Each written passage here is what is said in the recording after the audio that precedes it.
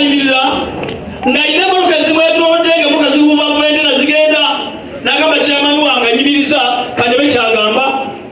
Kale nno ffe ng'abatuuze n'abakulembeze tufiiriddwa nnyo omuntu ow'ensonga bwe tubafiiramu essuubi eddene ennyo kubanga Isole Wansangi n'ekifo kino we tuli olwaleero mu Manja kibaddemu embeera nnyingi olwaleero enzibu ennyo, naye kati abantu babadde bafunyeemu okwebaka nga tufunye omuntu ow'ensonga eggwanga gwe lyatunuulira ng'asaanye okuweebwa obukulembeze naye bukedde ku makya ng'eyamutuwa atamutugjeeko.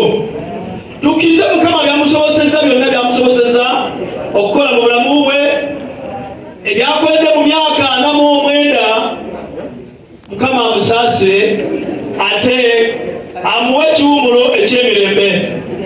Ab'emikwano abalungi puroguramu nga begenda okujja kyemanyi bannaffe bagira bakyali ku paalamenti abantu bampita kampindi Rwita mpira Kisooge banzaala mbadde ne Honorable Sarah Kugwange from primary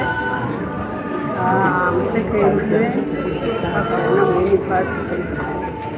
Tubadde twakola ffena ku kyalo kyekimu ewaffe walinga wano nawali nga bazadde baffe ba mukwano abaana ffena tuzajja ffenna kuva mu buto bwetyo bwe tuzze nga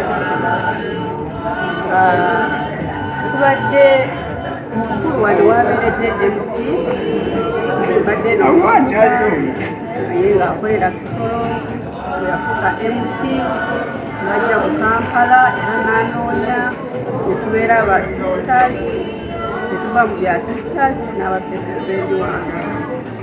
Kale obulamu bwe bubadde bulungi nnyo. Sara nga ye muntu ayagala nnyo abaana nga tasosola ddiini, tasosola mawanga, tasosola nti ono mwavu gagga olina abantu bona abadde abatujjako.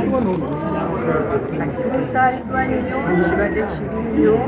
Kati nanze ng'omuntu abadde konfidanti wange, abadde konfidanti we nga buli kimu ekikye kimanyi ebyange byonna bimanyi.